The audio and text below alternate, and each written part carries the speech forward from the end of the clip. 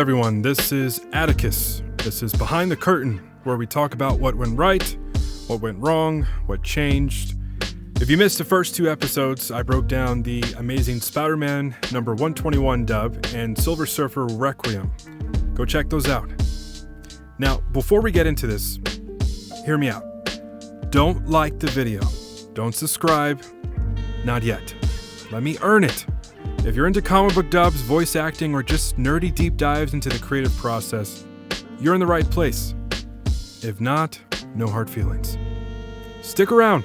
If it's worth your time, you'll know. This episode focuses on the Flash comic book dub series I've been building.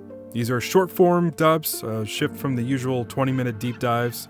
They're designed to drop you straight into the powerful moment mid-story, and then it just lets the scene breathe. I love building these. 2 or 3 characters, tight dialogue, no filler, just pure performance. So right now we're going to start with the Watchmen, and then we'll move into the Original Sin Flash dub.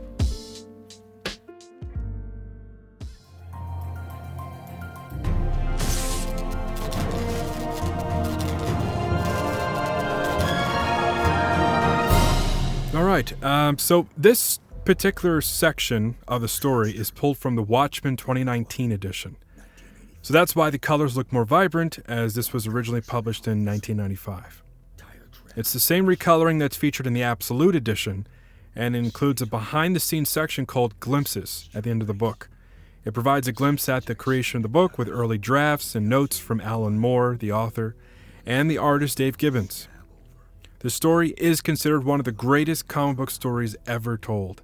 It's a 12-issue series that basically deconstructs superhero mythology. You get a little bit of Cold War paranoia, and then some classic comic book archetypes that questions the idea of heroism. And it invites the infamous question, who watches the Watchmen? It's considered a self-contained masterpiece. There's a whole 2009 film adaptation on it, and yeah, the story is no joke. Definitely worth a full read-through. Steps of good men, like my father, President Truman. Now, this is a scene that focuses on Rorschach at the very start of the comic book investigating the comedian's murder. This dub skips around a little bit, so when you read the original story, you'll notice the additional pages I left out. This was intentional for time's sake. But to quickly summarize, this first issue deals with the brutal murder of Edward Blake, the comedian. He's a vigilante thrown from his apartment window. Rorschach investigates the crime and suspects someone is targeting former heroes. So Rorschach tries to warn his retired teammates. Rorschach's journal basically sets the tone. It's full of paranoia and moral decay. Then the mystery kicks in. Basically, you dive into a world where the heroes are outlawed, and the Cold War basically casts a shadow. But it's discovered that someone is killing these heroes off one by one. Then it goes from there. I don't want to spend too much time spoiling the entire story, but it's definitely worth a read. Now, to go into the process, there was only one person that was a good fit for this role, Jordan Martin. Why?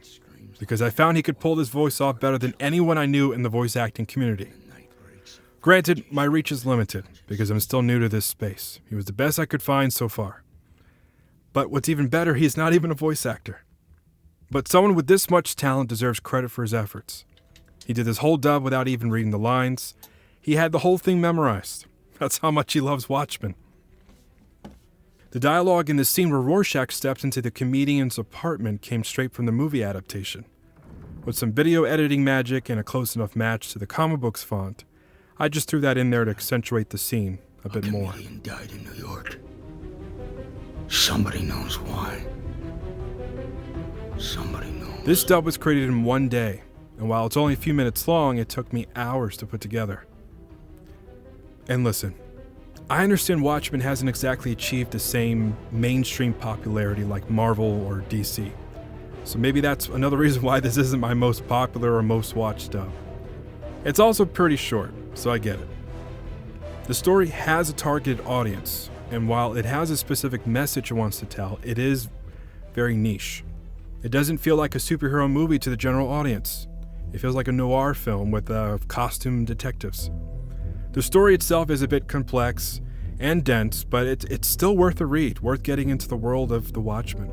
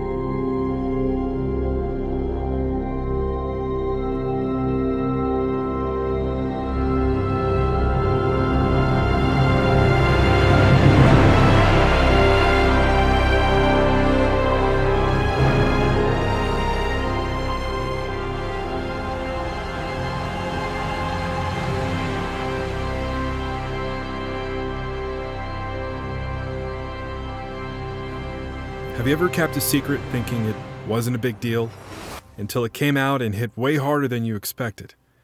Well, that's exactly what this story tackles. But it begins when Uatu the Watcher is found dead on the moon.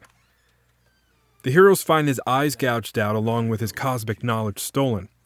The Avengers investigate and discover the hidden secrets about Earth's heroes are exposed, and then this begins to break and literally rewrite relationships.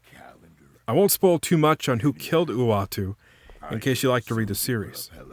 But I do want to tell you that it's not Marvel's best event series. But of course, that's subjective to what you're into. Original Sin is a 2014 storyline about the murder of the Watcher and other dark secrets of the Marvel Universe that get revealed in the wake of that event. Read the lie, Johnny. I know how you lied. You're talking crazy. Ben, you're freaking me out. Okay, I'm not your friend if you say so, but at least tell me why. There's also a spin-off called Original Sins, which gathers tie-in stories showing how different characters handle the fallout. It's fine. Good idea, some interesting moments, but it never really fully hits. The stakes don't feel all that heavy, and the consequences don't really last. For a story about secrets blowing up in people's faces, you'd expect damage that actually leaves a mark. It's packed with strange retcons that don't really add much. They just muddy the continuity and they twist the former heroes into worse versions of themselves, or they just awkwardly warp their histories for shock value. Like, for example, I'll just spoil a tiny bit of the other tie-in stories, and then I'll just move on. But, for example, Spider-Man learns the same radioactive spider that bit him also bit someone else, which introduces the character Silk. We also find out Tony Stark had a hand in the events that created the Hulk. And in another tie-in, Daredevil, Matt Murdock, he digs into his long-buried secrets about his mother. So there's no shortage of big reveal moments, but most of them feel like quick jolts rather than lasting shifts. They make noise, sure, but they don't really change the landscape in a meaningful way, if that makes sense. However, one shocking reveal was the one focusing on the Fantastic Four. This dub covers issues number 6 and 7 in the original Sin series. It explores the fall of Reed Richards' secrets, but the core of the story is Reed's lie to Ben about a potential cure for his condition years earlier. Gotta say, Reed, I'm kinda nervous this time round. Don't be, Ben. I'm certain, absolutely positive in fact, that this will be successful, and that you can finally be the Thing no more. Well, that's one way to lose some weight. Come to watch this too. Oh, man. I knew right away who I wanted for the Thing. Zexic. He voiced him in my Silver Surfer Requiem dub last year and absolutely nailed it. And you want to know what's wild? He's only 15 years old, and he's just getting started in voice acting. The talent is real, and I couldn't be more proud of him. Not many people I auditioned came close to his level. We did hit a rough patch when I didn't hear from him for a while because of some personal stuff he had going on. I only had about 3/4 of his lines, and then I was scrambling to find a replacement so I could finish the dub, but turns out I panicked for no reason. He came back, delivered the rest, and crushed it. As for Reed Richards, I originally voiced him myself. After listening back and getting some honest feedback, I realized my voice just wasn't the right fit for the character. Sometimes you just gotta know when to step aside, right? So Mayo Dude 75 comes in clutch once again with a fantastic performance, pun intended, as Reed Richards. And then there's a new addition, a new voice actor I hadn't really met before. Well, I did meet in a previous dub, but I'll explain. Astro Quality. He's got the perfect range for Johnny Storm. I probably wouldn't have found him if it wasn't for Mayo Dude 75's Godzilla vs. the Fantastic Four dub. But once I heard him, that was it. Astro really brings Johnny to life. He keeps that light, cocky, go-lucky energy you expect from the Human Torch, but when that moment calls for it, he can drop into that lower, more serious tone without missing a beat. He offers this balanced performance, and that's not easy to pull off. Overall, I'm really proud of how this dub turned out. Everyone brought their A game. The Fantastic Four have always been my favorite superheroes, right along with Silver Surfer and Daredevil, so getting to work on a story where they're this conflicted and shaken up was a real treat. You don't really see them that fractured, and it was refreshing to explore that side of them. Now, to help certain panels stand out, I used a light touch of AI to add some subtle movement to a few moments. Nothing over the top, just enough to give the scenes a bit more life and experiment with the format. Traditionally, you handle that kind of thing in Adobe After Effects, which is really powerful, but it's also pretty complicated, and it's not exactly cheap. Everything you see here is for free, basically. So while I don't favor AI as a substitute for things, it can be useful as a tool to assist in other areas. But everything you hear is done by real voice actors, and the video editing, music selection, casting, all that's done by myself. So there's still quite a lot of legitimate work being put in. Maybe one day there'll be a Spoken Worlds team. Who knows? Anyways, thanks for sticking around. If I've earned your stay, you know what to do. Stay connected for more content. This is Atticus with Another World Spoken.